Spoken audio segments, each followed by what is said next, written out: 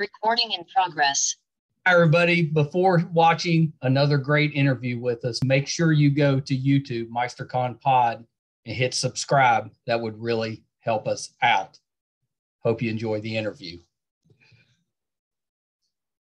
Hi, everybody. Welcome to another edition of Too Opinionated. Pretty excited today. One of my favorite actors, DB Sweeney. So welcome, DB. Thank you. Thanks for having me on here. No, thank you so much for doing this. This is very exciting for me. I've been a fan of yours. I think, I was trying to remember today what's the first thing I saw you in, and there was all those great movies. You had that great run through the 80s and 90s. But I think, and you can tell me if I'm right or not, I think you did an episode of Spencer for Hire. I did. That was one of my very first jobs, and I got to be friends with Bob Urich, late great Bob Urich. He and I did Lonesome Dove after that, but we first worked together on Spencer for Hire. And, I was just a kid from Long Island, and that was my first time ever staying in a hotel without my parents in Boston. And, they flew me up there, and it was a big deal for me. And, I had a big fight scene with Robert Urich, and we were in a park in Boston, and it was raining and crappy. And he was like the biggest TV star in the world at that time, or one of them anyway. And I remember this busload of like 15-year-old girls from private school drove by, hanging out the windows, screaming that they, because they were seeing Robert Urich in the flesh. And I was just a kid laying there next to him. And he kind of like turned to me and he said, "Yeah, where were you when I was 15? And I was like, you know what, that's a great guy. And he and I became terrific friends. And I was with him right to the end of his life. We were golfing buddies, and it was a great loss. He left us too soon. Yeah, for sure. And he was just absolutely a terrific actor. That's pretty great. I thought that, I remember that right. You were, because that's what I remembered. You had kind of like a fight scene with him in the episode. Yeah. And who else was in that episode was Casey Lemons, who I think I tried to stab her at one point. She goes off and becomes a big director, and Robert Tessier. It was a really good cast for one little episode of TV. That's not bad. And then after that was probably Gardens of Stone, maybe. Pretty hard after that would be Gardens of Stone. I did one line for Sidney Lumet in a movie called Power, which was great to meet Sidney Lumet. He was a big hero of mine. I loved a lot of his movies, and there was little dribs and drabs, and then Francis Coppola really put me on the map with Gardens of Stone. Yeah, that's terrific. Well, let me back up just a little bit. Tell me a little bit about what made you want to become an actor. How'd you go about that? Well, I just really wanted to play left field for the Boston Red Sox. I had no designs on being an actor as a teenager. And like a lot of people, you just try and pursue the sports dream as far as you could. I got injured. I was at Tulane University, and it was sort of like baseball. It didn't look like it was beckoning me in that direction. So I went back home to New York, and my sister was at New York University. And I thought, my dad was a guidance counselor. He was like, well, if you drop out of high school, if you drop out of college, you'll never finish. Like, you got to stay with it and get your degree. But I really wasn't into it. All I wanted to do was play baseball. And since that wasn't there, I had done a play in high school, like as a senior, 2 plays actually. And I liked it, but it was not like a career path. It was just something that I did, as a senior lark. Right. And so I just thought, well, I'll study acting in college because it'll be easy and there'll be pretty girls there. And that's as far as I thought it through. And one of those two things was true. There's been worse plans. Yeah. I mean, it's, I didn't grab a bag of money and jump out of an airplane. So, it could have, there were other things that not worked out. Well, did that help you? Because you did several sports related movies back in that time. Did being a past athlete, did that kind of help you get those roles, or was that just kind of coincidental? I think in the case of 8 Men Out, for sure it did. And also Lonesome Dove, I had to learn how to ride a horse. So I learned to hit left-handed 8 Men Out. And I went through a period where the producers were like, well, this guy's athletic. He could probably learn it. And I liked the challenge of it. So it certainly led to that to a certain extent. But I think the cutting edge by then, I saw people were sort of liking what I was doing as an actor. And it was more, they figured they were going to use stunt doubles, and the skating was kind of the cherry on the sundae. And Moira Kelly and I both learned to skate for that movie. We had 3 months of training together. It was fantastic. It was fantastic as an actor, to spend that time with the other performer, going through what the characters went through in their life was just invaluable. So I'm really proud of the way that movie turned out, and a lifelong friendship with Moira. And, so it was a real blessing to get that movie.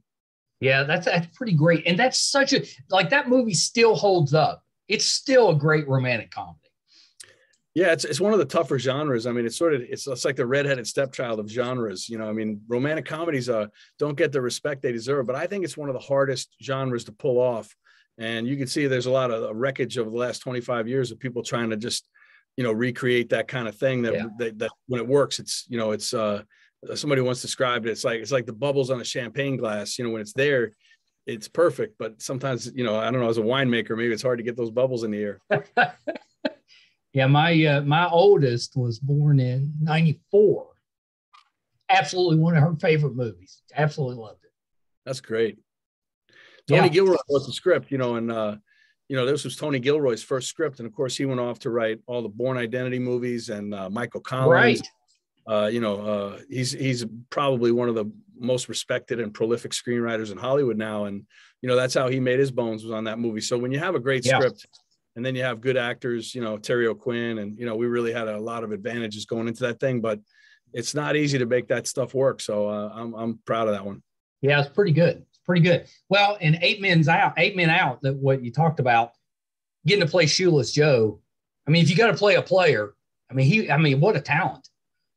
Yeah, it was a great story, and I didn't know as much about the true story. I mean, there's a lot of nuance to it. The movie sort of makes him a victim, and he's not really, in fairness, he's not fully a victim. I mean, he was a guy. That's right. He hit 375 in that World Series, but if you read the sports pages reporting on the World Series, he managed to get all his hits when nobody was on base, and he managed to, he'd make errors, but he also made he had a couple plays where apparently, he short-legged balls and, he could have made plays that he didn't make. Yeah. So that's how good he was, that he could go 375 with no errors and get 12 hits in a World Series and still not play his best. Yeah. Yeah. It's in a lot of ways, he's kind of a tragic figure as far as baseball goes. Absolutely. I mean, it's gonna get harder and harder to keep Pete Rose and Joe Jackson out of the Hall of Fame, because now the number one sponsor for baseball is DraftKings. So how do you reconcile those two things? And there's a lot of bad people in the Hall of Fame, and I know people say Pete Rose betting on his own team, that's crossing the the uncrossable line. And I see that, but I think he's paid his penance. And, if we're going to start kicking everybody out of the Hall of Fame for not being a good guy, it's, going to clear out a bunch of folks. Not going to be many left. Yeah. Yeah. And that was my team. I was a big red machine. That's what I grew up on. And Pete Rose, Joe Morgan was my favorite player, but Pete Rose was, there's so many good memories of him, that 44 game hit streak, when he got his 4,000th hit, when he passed up Ty Cobb. How do you keep him out of the Hall? I just don't know how you do it. Just a winner too. He just, he was determined to win, and he played hard every game. And I didn't like him as a Red Sox fan because, he beat us in that 75 World Series. Although your favorite player, Joe Morgan, you can make a case that he might be the best player of the 1970s. When you look at that 10-year period, he's right up there. I think he won 2 MVPs, and so the Reds were a great team. And, so were the Red Sox back then. Yeah. Skrimsky and what they have, Jim Rice, Fred Lynn. They were loaded. Jim Rice doesn't break his hand, I think the Red Sox probably win that series. If you could add Jim Rice into that lineup, it went 7 games, but maybe he would have been a difference maker, but we'll never know. We'll never know. I was very happy that he made the Hall of Fame. Yeah, I think he deserved it. There's a lot of weird metrics about the Hall of Fame, and one of the big, there's longevity. There's people that compile, like Jim Cott just got in the Hall of Fame, and I don't think he's a Hall of Famer in my opinion. And I'm not sure. And Jim Rice, I don't know that he played long enough, but there's guys like Joe DiMaggio was really dominant for 10 years. Right. But he didn't have a 20-year career, and then you look at Don Sutton, he won 320 games. But I never felt like Don Sutton was ever one of the top 3 or 4 pitchers in the league any year he was playing. So it's hard to say. Pedro Martinez, kind of a shorter time frame, but there were definitely 4, 5, 6 years where he was the toughest pitcher in baseball, or maybe 1 of 2 with Randy Johnson. Right. So I don't know. It's a weird conversation. I feel like you have to be dominant in your era to go in, and Jim Rice was definitely dominant. He was. I always thought that like you've got Joe Negro's another one that just played forever and got in. But then you've got like Don Mattingly, who was one of the best for 6-7 years, but then had injury issues and kind of tailed off. I don't know. It's Yeah, the Hall of Fame. It makes no sense to me the way that they vote people in. very subjective. Yeah. I mean, Kurt Schilling is right now is being kept out because I think people think he's a conservative, or maybe he is a conservative. Right. I don't know, but I mean, he's probably the greatest postseason pitcher of all time. Oh yeah. And he's got 240 wins or whatever he's got. He's got 3 rings with 3 different teams. I mean, his resume is impeccable as a Hall of Famer, but they're keeping him out. Do you think he gets in this year? Well, if he doesn't get in, it starts to have less meaning. I don't know the guy, and I don't, and I'm just talking about on the baseball field. What he did for the Red Sox, ending the curse, the bloody sock. I mean, he's got the romantic aspects of it, but he's also got the stats. I mean, his record postseason, I think off the top of my head, I think was 12-2. Like a 2 point. Oh, he's amazing. It's crazy, and nobody's ever done that. So just on that alone, plus the 230, 40 wins, whatever he's got, it's really a slam dunk, and it's very, very small minded for people to keep him out over whatever their perception of his worldview is. Yeah, agree. What do you think on Bonds and Clemens? The steroids is tougher, because it's not a victimless crime, and it's not a crime, but it's not a victimless thing because my friend Scott Erickson he pitched for 20 years in the big leagues, and he never complains about this. But when I look at his stats, he didn't do steroids, but he pitched against all these guys. So all of a sudden, your stats are being negatively impacted. And then Rafael Palmeiro is a guy, I don't think he's a Hall of Famer. But Barry Bonds is a tricky case, and Roger Clemens is a tricky case because they extended their careers with steroids and they achieved new heights, but they were both probably Hall of Famers. Oh yeah, that's right. So that's what's tough. It's it's people begrudge Barry Bonds breaking all those records, and that may be a point, but this is a guy who stole 70 bases one year. I mean, he had 7 Gold Gloves. I mean, he's one of the greatest players of all time, with or without the steroids. So that's right. It's a tough. I mean, does he hit 600 home runs instead of 760 some? If he doesn't use the steroids? Maybe he's Willie Mays numbers instead of Babe Ruth numbers. But that's right. Willie Mays numbers still get you in. Still pretty good. Pretty good. I had forgotten that you were in Memphis Belle. Oh yeah. That was a great cast for that movie. I was just I haven't done many of these autograph shows, but I went to one a few weeks ago with, and Sean Austin was there and Matthew Modine. It was fun to see those 2 guys in one place. And that's a great movie. It's the last of its era in the sense that visual effects really were not a thing yet. So we had 6 B-17 bombers operational, and we had 12 or 13 ME-109 fighter planes operational. So when you see those aerial sequences in that movie, it's really the last of its kind where it's real and it's not, digitally created. Digital. Yeah, that's amazing. I never thought of that, but yeah, it would have to be because that stuff wasn't around then.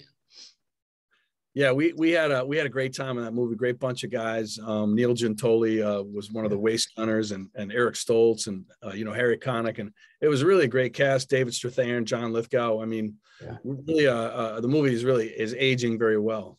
When Tate Donovan, I think, was in that. Tate Donovan's a great actor. Yeah, Tate's terrific, and I mean, it was loaded. Yeah, we really good cast, and of course, and Sean Austin's one of my all-time favorite guys. We just did. I wrote and directed a short with him called Too Dumb Mix, which people can see if they go to twodummmix.com. Okay. It has no B in the dumb, but it's just short. It's like my homage to Abbott and Costello, and I did it with Sean because I love Sean so much. And we were actually going to do 2 more episodes at the end of January to add to it. It's meant to be like a serial, like it's only 5 minutes long, and it's meant to be, like back in the day, like a curtain raiser when you went to the movies, you get a cartoon and a short. And so I think that little comedy short is kind of a lost art, and we were trying to, revive it a little. Love it. I love it. Yeah, we need that. That's what the movies are missing now. You've got the previews. If you put in a little short right before the movie, I'd love that. I think it's fun, and it makes sense for the theater owners and the distributors too, because if you snuck one in the middle of the trailers, people would come early to see all the trailers and then see the short, and and I don't know, it doesn't really affect the runtime of the movie. Seems like a good idea. Yeah, the movies are all too long now anyway, so adding a 5-minute short's not going to ruin the booking block. That's right. My buddies, when I put up that you were coming on the show, the one that the majority of them said was Fire in the Sky, which was a great movie. Yeah, Fire in the Sky is that definitely, if I go in any kind of convention or something like that, that's the one that people seem to have the most interest in talking about. And it's a very compelling story. I mean, Travis Walton He says he was abducted, and that may make you wrinkle your eyes and say, well, maybe, maybe not.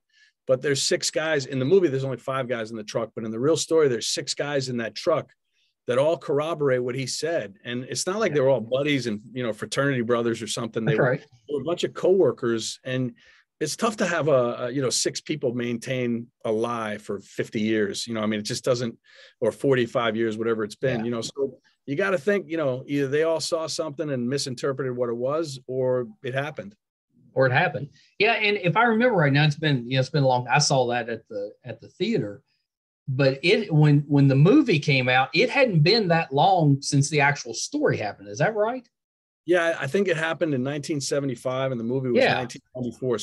So all the guys were young guys in their 20s when it happened, and so they were all middle-aged guys who were still, if there was ever a chance to come out and if you wanted to say, look, all right, we made it up, it would have been when the movie came out, because that would have gotten you on TV, but nobody did, and it's a fascinating account, and it makes for a cool movie anyway. So I'm glad I got to describe it.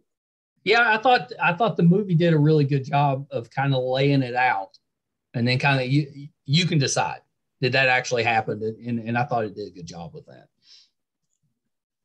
Yeah, pretty good. That's what I said. You had such a run in nights, and we didn't even talk Lonesome Dove, which is, to me, I'm a Western guy, one of the best Westerns ever. Yeah, that was great. Actually, that book, I heard about the book from Kevin Spacey, of all people, back in the New York theater world. And he said, you got to look into this, because he knew I like Westerns. And so I was the first guy hired on that movie. And I had to learn how to ride horses. So I needed all the time I could get. But when Tommy Lee Jones found out that some kid from Long Island who couldn't ride was playing Dish Boggett, he about lost his mind. And he tried to get me fired. So, but I eventually earned his trust. And, and the movie itself is, like Bob Urich is a guy that's his career high watermark. He always, he was a TV star, but he never got taken seriously as an actor. So for him to be in that company was very significant. And Tommy Lee is a 6th generation Texan. Right. Felt like he was doing the Texas Bible. And Bob Duvall, he called it his, he says the British have Hamlet. I got Gus McCrae. He felt like it was on that order of magnitude. Yeah. Have you gotten to be in any other Westerns since then? I have not, but I got one coming. It's you do? Something that I've written, and it's been fits and starts, and we had the money, we lost the money, and so it looks like we may be going into production in the spring, but I don't want to jinx it. That's right. If you need somebody just to get shot, just give me a call. I will do. Don't give me any lines though. That'd mess it up. But if you just need to shoot somebody, I'm available. 100%. You're in. Do you have a name? I don't want to jinx it, just because. Okay. All right, we'll keep quiet on it. But I promise I'll come back and talk to you about it if you I have get to. As soon as it rolls camera, because it's been for years. I wrote this years ago, and it's based on a book. And it's just been a long, long journey, and hopefully it's happening now. But I just don't want to. I'm superstitious. Yeah, and I don't blame you. I don't blame you a bit. Do you have you written? You wrote the short. You've written now a Western, or was there other things that you have written that have gotten to the screen? Yeah, well, my movie, 2 Tickets to Paradise. Love that. It's a kind of cult classic. Yeah, it worked out really. It was really fun. It kind of got dropped because I sold it to a movie studio, First Look Studios, that went out of business. So it was like really, it was bad luck. And but the movie really stands up. And I wrote it with Brian Curry, and Brian went off. The next movie he wrote was Green Book. So the two films are very dissimilar in the sense that our movie is about 3 middle-aged white guys who go to Florida. And their movie is about, a white guy and a black guy who go south in a blue car. Yeah. It's there's definitely some similarities to it, and obviously it's different in so many ways. Yeah. That's one that, we always enjoyed, and it kind of had a cult following. It's like it grew over time, the popularity of it. Yeah. And I really wanted to make a movie about, people that don't, that we've got a lot of the people that make decisions in Hollywood are from, Manhattan or Beverly Hills, Santa Monica. And there's a whole bunch of people in the middle of the country that sometimes their perspectives and their stories don't get told unless they're wretched. Like, here's a story about the wretched people living in trailers or something. And I grew up in a little town in Long Island. I know people say when you're from New York, they're like, oh my God, that they think, that what were you down the street from the Empire State Building? And I was 70 miles from New York City, and it was all potato farms and sod farms and corn. And, it's once you get 60 miles from New York City in any direction, it's pretty much, country. So the rest of New York is very rural. So, those are the people I grew up with. They became firemen and cops, went into the military or just got jobs or, so, and I just felt like I wanted to just talk about that. And I found it fascinating that when I left home after college and everything, I traveled the world, and I talked to my friends, and most of the people I grew up with, they live most of their life. Some of them might go in the Navy, the Army, or something, and travel a little bit. When they come back home and spend their whole life within 20 or 25 miles of where they were born or where they went to high school. And I just thought that was fascinating. And I hadn't seen a lot of movies with that perspective. Yeah. Agree. Yeah. I love that movie. So it's so good. And you did the directing on it as well. Yeah, I directed. I didn't want to direct it because I think it's just doing too many jobs. But that's a lot. A lot of hats. But I figured I asked Ron Shelton to do it because he's a great director, and he had a scheduling conflict, and I think he was a little leery of doing such a small budget movie. And then I asked Ed Harris, and Ed had just directed Pollock, and he was like, "I'm not, maybe just being nice. He didn't want to direct it either." But he agreed to be in the movie, which was very generous of him. But anyway, after that, they gave me a list of who the people I could get, and I thought, well, I can wreck it as good as any of them. So, I'll save a salary and do it myself. That's right. They said, well, on those smaller budgets, you have to do that. Yeah. And I had written it with Brian, and I was putting up some of the money, and I just thought, the movie, if you have a good script, the director is not as important as if you have a bad script. And we had a really strong script. So I thought, I'm just going to try and do the script to stay out of the way. Well, that's kind of it. Yeah. If the script's good enough, you just don't want to mess it up. Right. So you just kind of just kind of hang in there and let the script do its work. Yeah, that's what I asked Francis Coppola. I said, what's the key to being a great director? And he said, get the script in the best shape you can, whether you wrote it or you're just directing the script. Get it as good as you can get it, and then get the right people. Casting is essential. Yeah. And he said, once you have the script right and you have the cast right, the director's job is to just not let it go off the rails. Don't try to reinvent the wheel every day. I thought that was great advice very early on. So I remember, you don't get talked about a lot, but I remember, I'm a comic book guy, so I remember you in Spawn, which is making a comeback now. Has the phone started ringing? Yeah, I don't know. I mean, maybe if they bring me back, I'd do it. I mean, Michael Jai White was a terrific Spawn. I thought. I mean, I did too. When people talk about who the best fighters in Hollywood are, his name sometimes gets overlooked, but that guy's legit. Like he's a real serious martial artist and a great athlete, and and I thought he was really good in the part. So. For the time period too, it was actually a pretty good superhero movie for the time period. Yeah. I think that they it got caught in between a little bit. It was about a $40 million budget, and I think people had started to get used to these budgets being bigger, where you get more spectacular stuff going on, and it didn't really have the big spectacular sequences that people I think have become used to. So, but it is it's a cool story, and I'll be interested to see what they do with the remake. Yeah, me too. Did you get to meet Todd? I did. Yeah. I met him, and I met his friend Terry Fitzgerald, who my character was based on. Yeah. And Terry is, I guess in the comic book, they made Terry African-American, but in real life, he's Caucasian.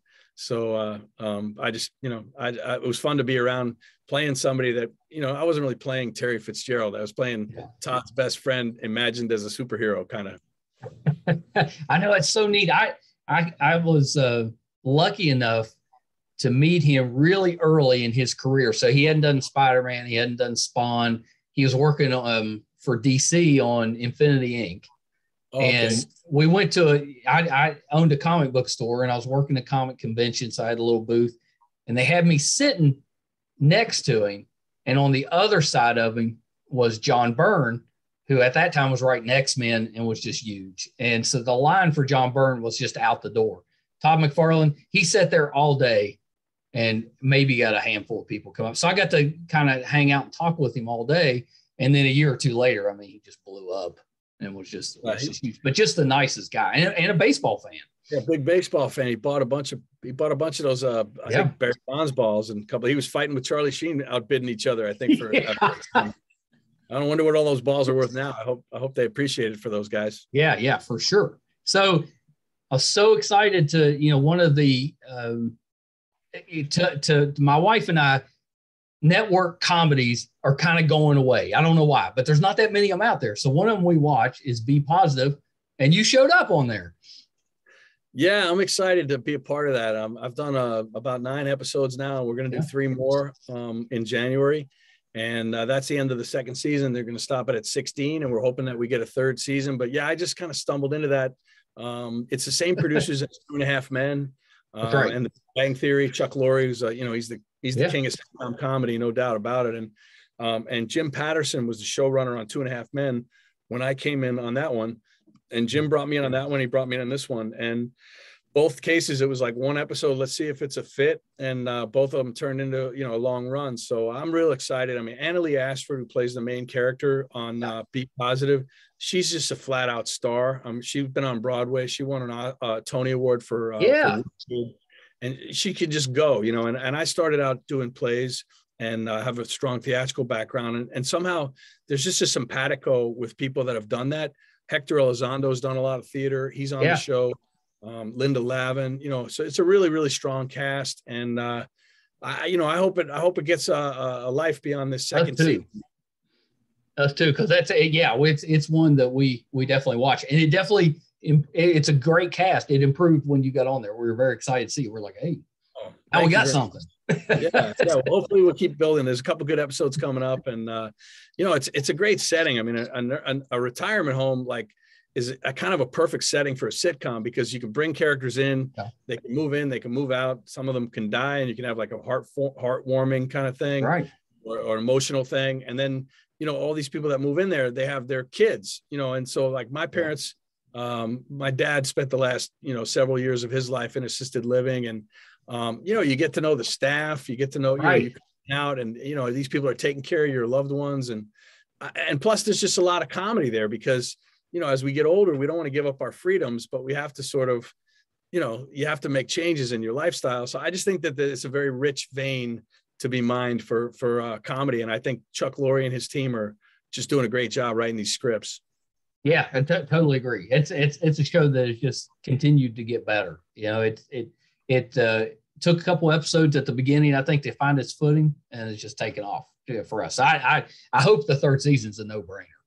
Yeah, well, everybody put it on their TiVo, their DVR. It's on CBS Thursdays, 9:30 Eastern, 8:30 Central. Yeah, for sure. So I wanted to mention, I know we're jumping all over the place, but I wanted to mention a couple others.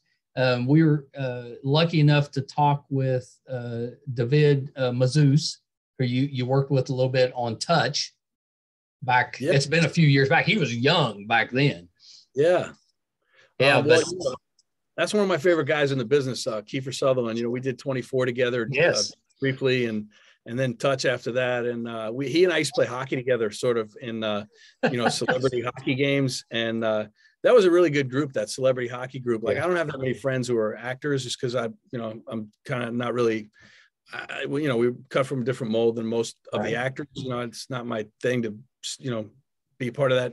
I got nothing against anybody, but the guys that were in that celebrity hockey group with Michael J. Fox and Kiefer and Keanu Reeves played with us a little bit. It was just a really great bunch of guys, like really good people. And Dennis Leary came down a little bit, and I just really, and Dave Coulier, just all guys that you really, good guys, because hockey is a weird sport where, I guess because it takes so much time in the locker room getting dressed and getting undressed, that if you're a jagoff, you get weeded out pretty quick. Nobody wants to spend time with you. Nobody wants to be with you all the time. Were those guys competitive, or was it more a fun league, or when they got out there, was it really competitive?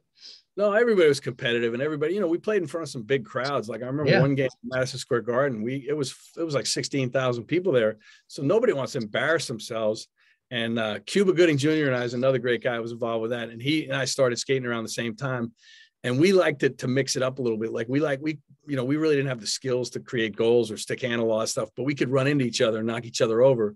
So it was kind of a no checking situation, except Kiefer and I had a mutual aggression pact where either of us was allowed to smoke the other guy legally, but if you could catch him, you could smoke him. You could smoke him. And so Kiefer and I, and so Cuban got me at that Madison Square Garden game. He got me good. He was getting interviewed on the bench, and then his turn came up to him on the ice, and he was like, "Oh, I got to go. DB's out there. I'm going to go get him."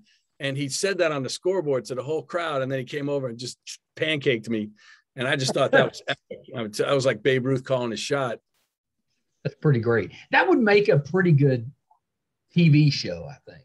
If you did a TV show based around a group of stars playing, celebrity hockey and just kind of, I think you could do like a comedy on that. I think it'd be great. I mean, we could use another hockey movie, maybe like Slapshot as a TV series would be great too. Oh, yeah, that would be good. Yeah, Slapshot doesn't get talked about enough. That's a great movie. I think it's one of the great sports movies, and people, if you watch it, it's a slice of time, back in the 70s. And yeah, I think it's one of the best things Paul Newman ever did. Yeah, agree. And he did a lot of great things, but yeah. Definitely. Yeah, definitely. So there's a couple other roles I wanted to mention. Loved you on The Closer, and then you showed up with the same character on Major Crimes. I love that. And then I don't want to forget. Oh, Sharp Objects. You showed up in that one too. Yeah, that was a great, obviously a great script. And, it was one of those projects where they call you up and it's such a good cast, you want to be a part of it. And I really like the way that one turned out. And, it's just a privilege to be able to work next to people that know what they're doing. Like, yeah, it's pretty good. That was such a good, I've never read the book, but they did such a good job with the series or miniseries. I mean, it kept you on the edge of your seat. It was well acted. It was well done. You did, and I only know this because my stepdaughter is an anime fan, but you had a little voice acting role in Legend of Korra. Yeah, it's amazing the amount of people that bring that up to me. I mean, I'm only in a couple. They recut the scenes into a bunch of different episodes, and J.K. Simmons plays my son. His voice is the voice of my son. And so it's kind of funny. I mean, I love it. And I'm hoping they bring, there's a whole chunk of my character's Aang, and there's a whole chunk of his life that's never been told. There's a gap. Well, they need to bring you back. We got to do that series. Yeah. Yeah, you do need to. Yeah, she knew right away, because I always play that game, with the kids, where have you seen this actor from? And she's like, I'm pretty sure he did one of the voices for Legend of Korra. And I looked, yeah, you did. Yeah, I love animation. I did one for Disney called Dinosaur, and that was a great experience too. That's a great movie. Yeah, it was really fun. Am I wrong, or did you also have a part in Brother Bear? Oh, I did. Yeah, you're right. And that was kind of subsequent to Dinosaur, Disney again. And my part was I did a lot more recording that didn't make it. They cut the movie down a bunch. Like, my character gets killed early in the movie, and then in the original script, he kind of turns into like in Star Wars when Obi-Wan Kenobi gets killed, and then he appears as like a voice, spiritual guidance. The character was like the spiritual guidance bear. And I don't know, maybe it didn't work in the story or whatever, or I was terrible, or the movie was too long. But anyway, they took it out. But I was always hoping there'd be like a director's cut. Let's get that footage back in. That was a good movie. I remember taking my son to see it, because he was at about the right age, for that movie. That's one of his favorite ones. We had the premiere was on Broadway, like on 44th Street or someplace, and they played the movie in a theater. And then the movie ended. They turned off the credits, and the curtain went up. And Phil Collins, who did all the music in the movie, played like a 6-song concert. It was great. That's pretty awesome. Yeah, that's pretty great. So you've had all these terrific roles. Do you have one that's your favorite? Well, we mentioned a few of them that The Cutting Edge is one of my favorites, because I said, it's a tough genre to pull off, and so much affection for Moira. And, that's one. There's one that I really like that didn't really get much traction. Also has Terry O'Quinn in it. It's called Harsh Realm, and it's a DVD. It's not DVD. It was a series that we only did 9 episodes. Chris Carter, the guy from the X-Files, he was the producer and the creative force behind it. And Max Martini's in it. He's a good friend of mine now. And that show, I had a great character, and it was one of those ones where it just was a little ahead of its time. It's a virtual reality show, and but I love that part, and I love that setup. And I just wish that one had a little bit longer run. I played a guy named Mike Pinocchio, who was like a mercenary, and it was just a really fun part. Yeah, now that you mentioned that one, I remember that because I was a big Chris Carter fan. He had Millennium and X-Files and anything he was involved in, at the time. I was watching it. So I do remember that Yeah, show, but yeah, it didn't last very long. It didn't last. No, we got kind of caught in the crossfire of the I think Rupert Murdoch and Chris Carter were negotiating over the 8th year of X-Files, and we were kind of collateral damage in that negotiation. I think it was sort of like, we'll cancel your show, and then we'll see if we can come to a deal on the other one. But anyway, Michelle MacLaren, who became such a big director on Breaking Bad and Game of Thrones, she directed her first episode of TV on Harsh Realm, and so it was fun to see her, emerge out of the wreckage of Harsh Realm. That's right. It's pretty good trivia too. It's not bad. That's not bad. Do you have any plans, or have you got a chance to do any more theater?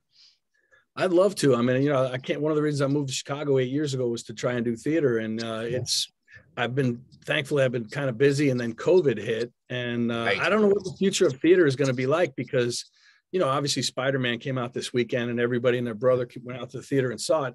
But I haven't seen the breakdown demographically, but I'm sure 95% of that audience is under the age of 40. The problem for theater is I think the median age for live theater is something like 57 years old. So those people are all going to be a little more paranoid about, COVID. And it used to be when you're doing a play, if somebody coughs or if people start coughing in the audience, you're like, oh, we better speed it up and be funnier. But now I think if people start coughing in the audience, a lot of people in the audience are going to get nervous. So I don't know how you mitigate that. I don't think you want to put people in like plexiglass tunnels by their seat, or I don't know what it is. Hopefully this whole COVID thing will go away in general. But that's going to be a big factor for theater making a comeback, because the audience is just older. I mean, the people that go to theater, even if it's not Broadway where it's $150, $300, whatever it is for a ticket, all theater tends to skew a little bit older. So that's going to be interesting to see how that evolves going forward. Yeah, that's a pretty good point. I hadn't thought of that, but absolutely. It's a little older audience than you get at most movies. That's a little more concern, I think, as far as, and it's the content. I don't know if you could, you don't want to really do half full, areas. That's not good either. So I don't know what the answer is. You need a house, like anybody who's ever done 8 shows a week theater schedule, those Tuesday night shows are the worst, and the Wednesday matinee is the worst. Yeah. Those two. But then when you get to Thursday, Friday, Saturday, the energy's there. The place is full. People want to go out and have a good time. So that having the audience full, or at least largely full, and on the edge of their seat, that's essential to the whole experience. That's what, that's what makes it so exciting as a performer, is that, you're part of this transaction with the audience, that it's exciting. Yeah, for sure. So you're in Chicago now. Are you still a Red Sox fan?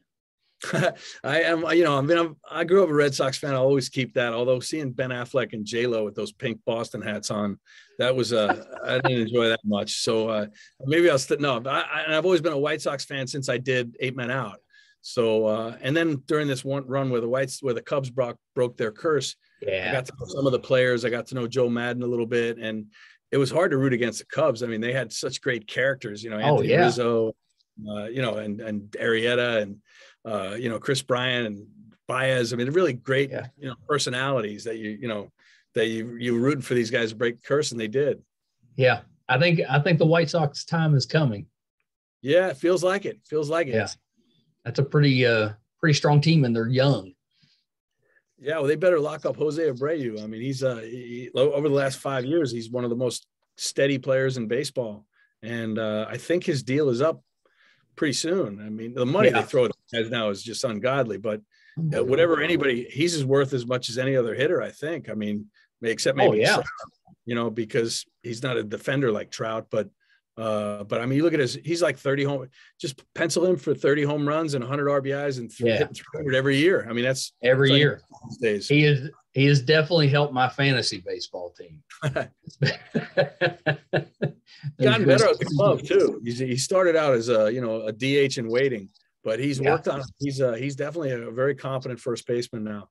When he wants to be there, like he wants to be on the White Sox.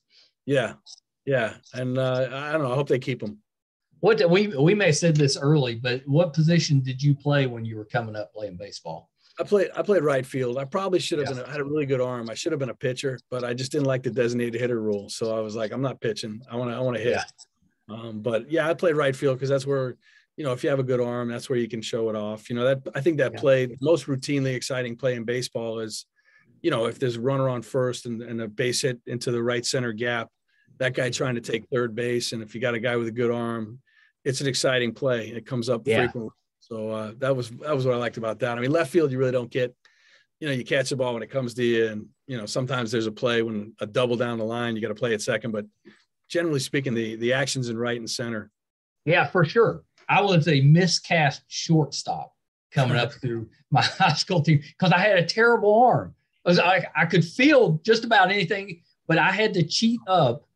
I mean, there was times I was maybe 2 feet behind the pitcher. I mean, because my arm was just terrible. So I had to switch you over to second base. You sound like a second baseman. I know. Looking back, because it was a pride thing then, you want to be a shortstop. Yeah. But I was a Joe Morgan fan, second base. There you go. Who knows?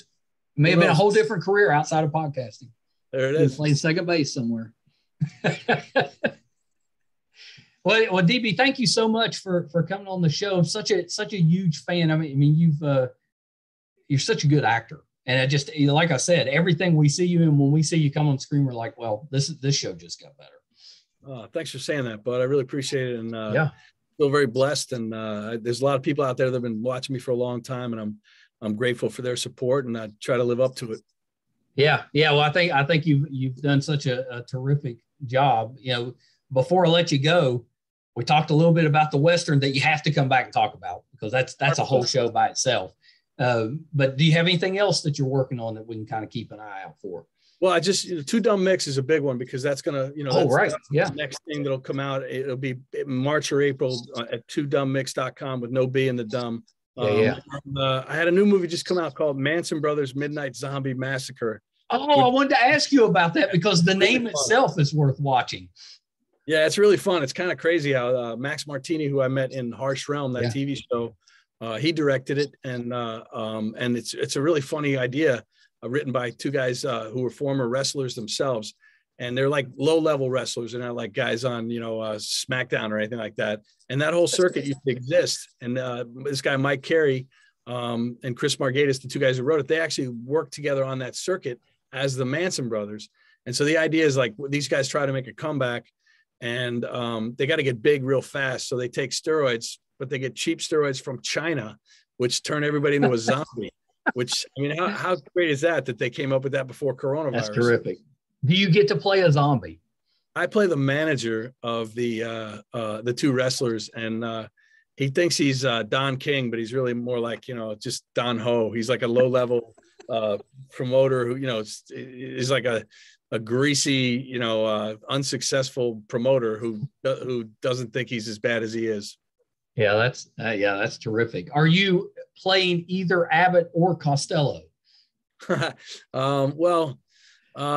I'm more like Abbott. Sean is kind of the setup is, as people will see in the first episode, is I have a stupid idea and Sean gets hit with a pie in the face, figuratively. That's going to be the setup most of the episodes. And Sean's so good at it. He's so good at sort of like leaning into, oh, this is going to all work out. And then of course it doesn't. Yeah. I have to check that one out. I'm such an Abbott Costello fan. I miss them. Growing up, it was all reruns when I was watching it. I was a little too old or came along too late for that, but I loved watching those. Hilarious. Yeah, I mean, slapstick is a real art form that is kind of being lost, so Sean and I were trying to do our little bit to bring it back. Yeah, that's exciting. So last thing before you go, where can we find you? You told us the website for the short coming out. Where can we find you on social media? Yeah, I'm Real DB Sweeney with no periods in it, at Instagram and Twitter, and I pop on there from time to time. I'm not one of these people like 5 times a day. I feel like if I follow somebody on Twitter and they go more than 3 times a day, I delete them, but I know a lot of people have a lot of followers. They, here I'm having spaghetti. Look at this, and I don't really. I try to just put it on there once in a while for people, but if they give me a follow, hopefully they'll get a laugh once in a while. Yeah, that's terrific. Is there a fake DB Sweeney? Yeah, there was actually at one point. There was some guy at Sundance Film Festival about 3 years ago who was signing into parties and checking in as me, and I guess making a jerk out of himself. And I got really annoyed because I'm perfectly capable of being a jerk myself. That's right. I don't need somebody pinch hitting for me on that.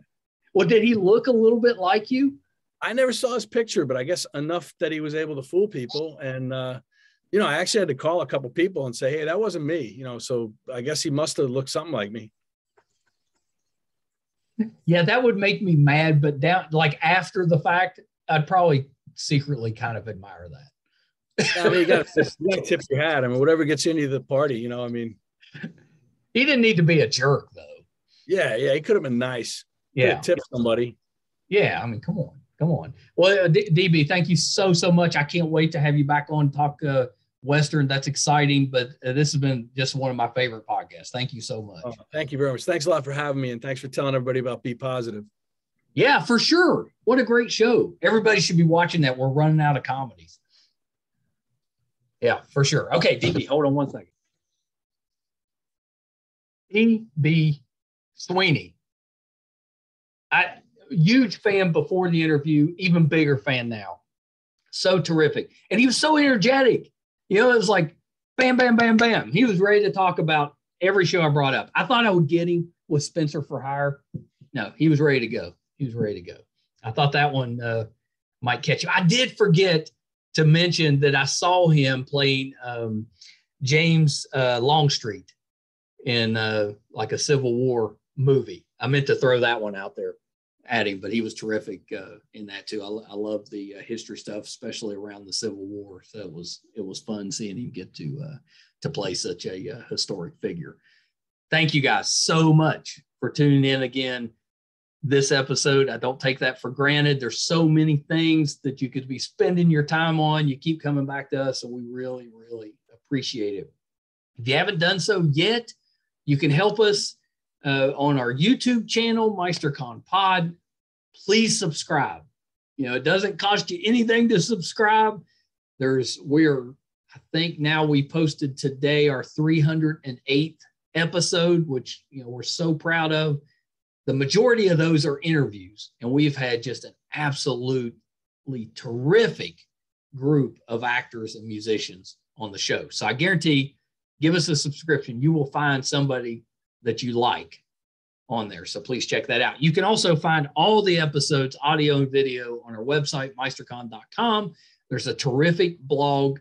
It's geeky. It's fun. It's so well written. It's from Brett. He does such a great job with that. If we're doing anything in studio, it'll be on there. If we're covering any conventions, if we're doing any live events, that'll be on there as well, meisterkhan.com. So check that out. Thanks for tuning in again this time. Thank you to DB Sweeney.